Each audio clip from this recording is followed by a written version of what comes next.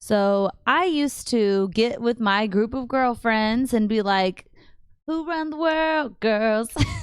And not think anything of it, not even think twice about it. Just like, yes, feminine awesomeness. Yeah.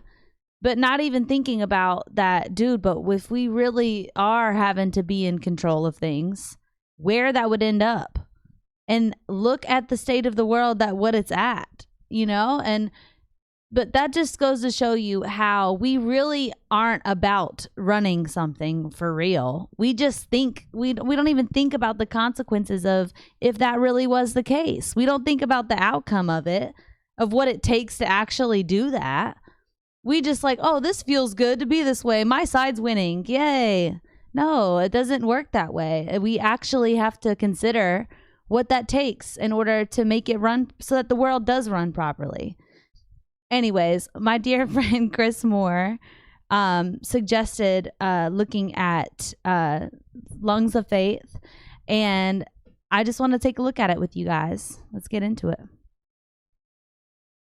Angry young men. Far-right extremists. Radicalized young men. Young boys are being radicalized online.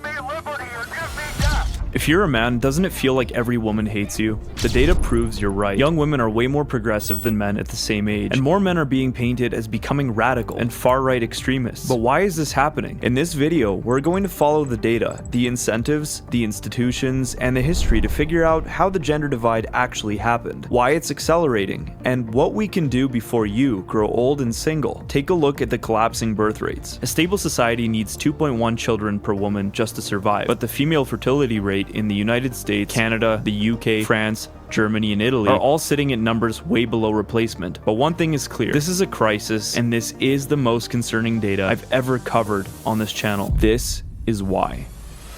Listen, I'll say the quiet part out loud that nobody wants to say. According to the data, the ideological shift is overwhelmingly happening on the female side, not the male side. But I'm always, I think I'm just too old or something. I'm like, why is anyone married? You tell me, why aren't people married? Well, I mean, honestly, it's the women. The women are extremely liberal. No one talks about that, especially after the last election. There's a 45-point difference. The reason for that is not what you think. Here's where things get interesting and honestly a little bit bizarre, because baked into this narrative of men becoming misogynists and radicalized is a paradox that I'm about to expose to you. The story you always hear is the same. Men are becoming radicalized. Men are falling into extremism. The manosphere is brainwashing young boys. But here's the contradiction, and this is the part that absolutely nobody wants to acknowledge for some reason. Men's ideology hasn't actually shifted that much. They've stayed roughly where they were about 10, 15, or even 20 years ago on many of the major points. And even compared to 100, 200, 300, and so on years ago, they're not radically different. A little bit more progressive, but not radically. The study we looked at earlier isn't the only one noticing this caked-in trend. That's not my opinion. This is Pew, Gallup, YouGov, take your pick. So think about this logically. If men stayed the same and women moved, why is the entire culture narrative focused on the male radicalization? Well, because of one thing. There is an agenda. They have made it clear to us. And if they didn't want us to believe that, they wouldn't be saying it. In 2019, the American Psychological Association released an official guideline declaring that traditional masculinity, stoicism, competitiveness, leadership, risk-taking is inherently harmful. The United Nations, through the He for She movement, teaches that global... So, just being honest, what most of the people behind this huge woman movement, we think we know what we're doing when we're doing it, but we really have no clue. What we're thinking is that, oh, it's just more women getting into more jobs and equal pay and all the things that feel good. Yeah, that's all that I thought that it encompasses with that. I thought that's all that it is about. No, it's so much deeper. Like it goes so far into that. By us being so extreme about this, it has now created a divide amongst genders, which means no babies being made. What? All because we are just thinking that we're just out here willy-nilly just living life, doing me. Yeah, We don't even think about the consequences of it. But that's why we need male leaders. Do you get it? Like, that's why it's so important, because we are less likely to think about the outcomes of those things. It's not a way to make us just sit down and be this way or else. Like, honestly, that's what they got to do now, because we are just completely oblivious to what consequences are of behaving a particular way. Like, that's what it has to be now. And men don't even want to do that. They're just like, dude, I wish y'all would just get it so that I don't have to tell you that. You know? And it's all fun and games until it's not. And that's where the huge divide is going down right now, because men are awake and they're like, oh, shoot, this is getting crazy. Wait a minute. Wait, we're not even able to get in a relationship and actually have babies and repopulate. That's a big deal. And we're just like, I'm not even thinking about that right now. I'm out here just having fun. Wake up. Like, when is it going to be when it's too far gone? Like, as a lady, I didn't even know about this population thing, that we were below replacement. And I maybe found that out like a couple months ago. And that's insane that I just found that out. And this is years after diving into red pill and understanding that of how to adjust and fix things within myself as a lady. I just found this out. So this is wild. This has to be talked about more, because I think that, honestly, from being on that side, I think that we are just so oblivious that we have no idea what we're actually doing by doing it, if that makes any sense. Like, just by deciding to be this way, the consequences that are coming from it, we have no idea. But this is why, biblically, that God has men leading us, because we're not even meaning to do this. We're just willy-nilly just being women, and it's screwing things up. Like, it really is. We're not even thinking about it, like, of what the consequences are from it, you know? This is wild. Let's get into it. Gender problems originate primarily from male behavior patterns. Corporate advertising and HR, from Gillette to Nike to Dove, constantly portray men as violent, impulsive, or in need of ideological correction, all the while presenting women as morally superior. And academia, especially gender studies programs since the 1980s, have built its entire framework on the idea that masculinity is a political problem that must be dismantled and re-engineered. So the message is clear and coordinated across these institutions. Men are the issue. Masculinity is the problem, and the culture must fix them. This isn't about, hey man, you're becoming too radical and it's hurting society and you need to stop. It's about, we want you to fit into our program. We already socially engineered and radicalized women in the 20th century, and now you just need to get on board with our agenda. Or else, we will label your perfectly rational view of life and the world as radical until you simply get tired of it and throw in the towel. And frankly, from my experience and the first-hand evidence of the internet, men are just not having that. That's why you have the reaction of the manosphere influencers like Andrew Tate and guys like that, who I have to say I have my disagreements with as a practicing Catholic. You stretch a rubber band far enough, eventually it's going to snap back at you. Now, all this starts to make a lot of sense when we look at the actual facts, and the facts are insane, because the really radical stuff happens at the incentive level, the incentive structures that society has placed for women. The modern economy rewards women for becoming more liberal and punishes them for becoming more traditional. Think about it. Women now earn 60% of bachelor's degrees, 70% of master's degrees, nearly 60% of all PhDs, and universities are basically ideological factories, and their ideology is overwhelmingly progressive. And what exactly do universities incentivize for women? Career-first identity, anti-family framing, don't settle too soon, distrust of men, hyper-individual autonomy, therapy language morality, morality, gender-based activism, secular spirituality over religious commitment. None of this is a conspiracy, it's just the modern incentive system, and I think they would happily admit that to you. And they're all trying to sell this perspective to you that it's all coming from an organic feminist movement. This is all just grassroots and it's just natural. This is the natural progression of life, but the evidence just becomes overwhelmingly against that. When we look into this with sober eyes, these schools are not neutral playgrounds. According to a Manhattan Institute study, 7 out of 10 students in the US are exposed to at least one critical social justice concept in K-12 classes, even in private and parochial institutes. Another study found that most schools in North America teach left-wing racial ideology as if it were an established fact, even though it's highly disputed. Global parliamentary researchers in Australia concluded that progressive ideology is so deep-seated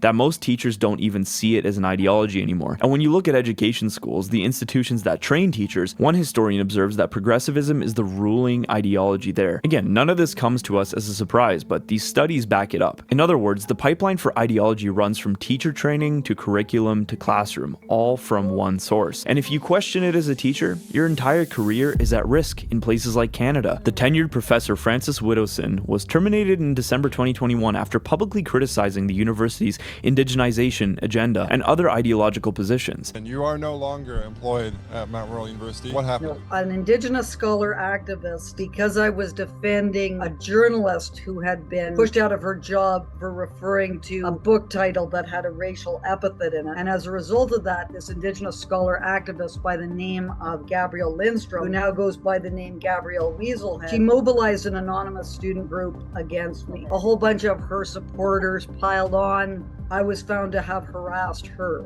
An arbitrator later ruled her firing as disproportionate and unjust, although she never regained her position. Because a number of Indigenous scholar activists and a trans activist feel unsafe about me making arguments that they don't like, it has been the arbitrator decided that I couldn't return. This shows a concrete event where ideological nonconformity led to professional consequences in a university setting. But it's not only about firing dissenting voices. Institutions themselves respond to financial and reputational incentives. A UK study found higher education reforms created perverse incentives for universities to shape behaviors and ideologies in order to secure funding and regulatory advantages. This data comes from the Institute of Fiscal Studies.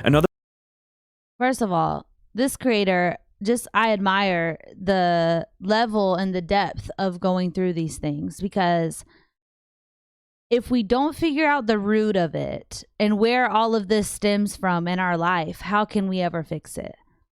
And so that was the biggest thing in my own life, of going back over through it. Like, okay, what was I taught as a kid? Okay. Oh, actually thinking about it, I was a daycare baby.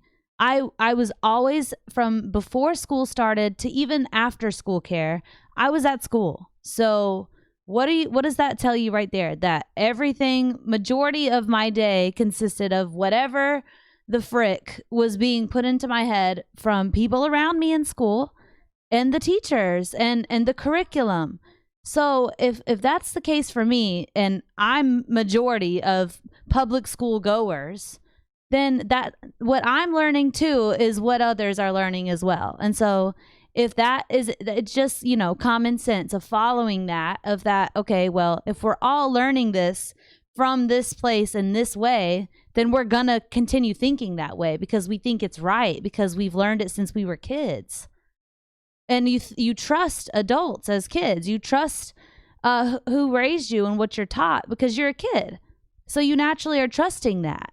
But then what happens is you either the people who were not in public school and weren't taught that way, that know what it is because they had parents that were teaching them, they come out and they speak out about it, and then you recognize it. Or you that also went through that thing have to question it, at least think about it. Like, wait a minute, I did spend a lot of time in school and thinking about it. I was taught a lot of these things from there. That is where I got most of my information.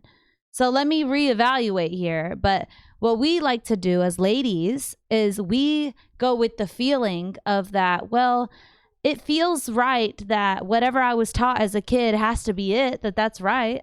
That feels accurate.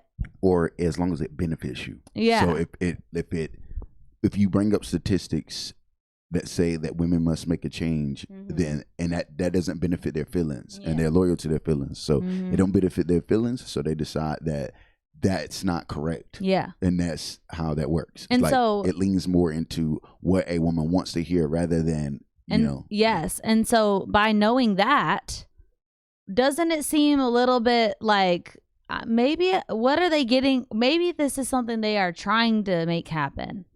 A little bit, right? Like, this is pretty crazy for it to be where we get all of our knowledge from. Doesn't that seem like a little bit of an agenda that is pushed upon you to think about? Like, it should just consider it. Just think about that a little bit further. And then I really honestly think that if you take a second to look over things and really evaluate it rather than what you feel, I really think that it's pretty obvious. Like, oh, wait, I was taught these things since I was like a kid, honestly. And that's crazy to think about. It really is. Let's get into it.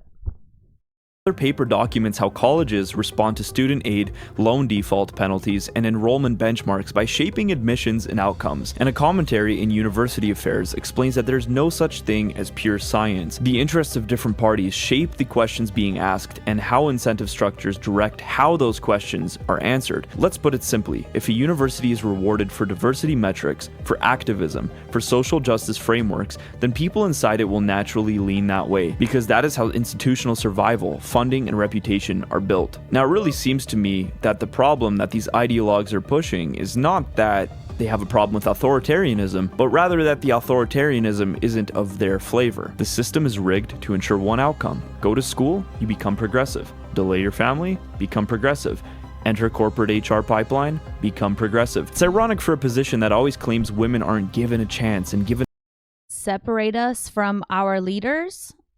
We're gonna be more susceptible to being manipulated or to be used, because we don't have anyone protecting us from the outside. Like that's biblical. That's just the way we're designed, and that's why it's working.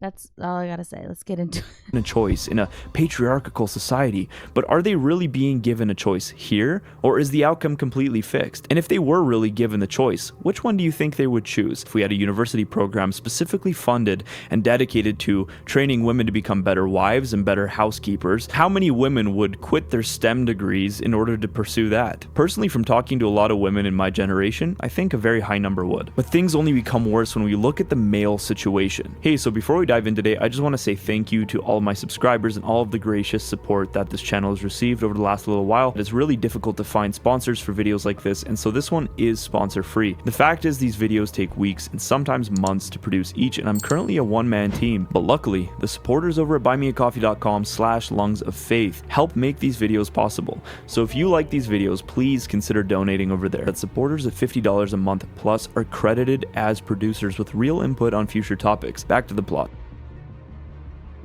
While women were being funneled into universities, corporations, and institutions that shape political ideology, men are quietly walking away from the entire system. And this isn't speculation, this is hard economic data. Over the last 15 to 20 years, more than 7 million prime-age men ages 25 to 54 have disappeared from the workforce in the United States alone. Where exactly are they? They're not in school, they're not in training, they're not in job hunting, and they're not transitioning between careers. They're simply gone from the labor force. But why? Are they all suddenly Bitcoin millionaires and just don't need to work anymore? Are they living off the backs of female slave economy?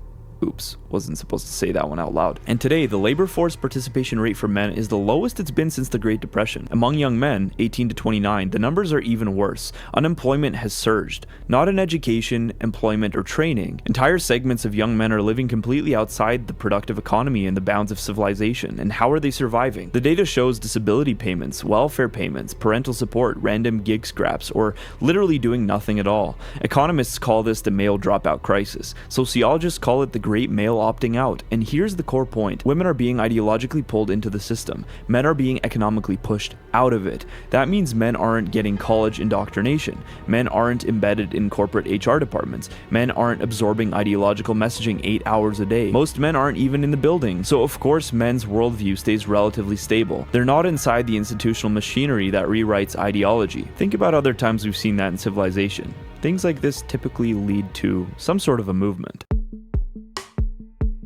This raises a Wild. question that nobody ever asks, but everyone feels. Why are corporations, school systems, governments, NGOs, pharmaceutical companies, makeup brands, food companies, clothing companies, literally every sector of society obsessed with shaping women's worldviews? Why do they spend billions of Marvel. dollars every Come year on, on Marvel. campaigns Even targeted you? at women? If women are supposedly tired of the patriarchy and finally empowered, then why does every powerful institution on earth treat them like a demographic they have to constantly convince, recruit, affirm, and ideologically maintain? Think about it. Why do governments pour money into women-centric advertising? Why do NGOs frame every issue through women and girls? Why is every corporate marketing department obsessed with female empowerment messaging? Why are pharmaceutical companies spending billions on contraception campaigns, hormone campaigns, fertility control messaging? Why do school boards and universities create bureaucracies around gender equality, women's studies, DEI for female students? Why do political parties build entire election strategies around the female vote? It is time for us to do what we have been doing, and that time is every day. If women were naturally aligned with these worldviews, wouldn't you think they wouldn't need to be so sold? And you don't have to look any further than the gargantuan numbers they're spending. UN Women's budget was $1.3 billion spent between 2010 and 2020, explicitly on programs to reshape gender norms and shift cultural attitudes. The US government has spent hundreds of millions annually, around 200 to Low-key scary as heck. Like, just saying. Like, but this is why if they're gunning for us to recruit us and they're it's all women, this and that, there is definitely a reason behind that. And there's no accident that it's biblical that we're the weaker vessel. And that being said is why we're easily pushed into this thinking of that, well, woman, feminists, yes, it's awesome. Yeah, this feels great. Because we're more susceptible to not thinking about what the consequences will be of that. We're just going off of what feels good, what we're surrounded by, and what is pushed into our ears and into our heads. And if we don't have anybody telling us otherwise, then we're going to think that that's what's right, that that's okay. But the reality is that us being a weaker vessel, we need our men to teach us and to show us that, hey, let me protect you and to let you know that this is not good. You're actually in danger here. Like, this is bad.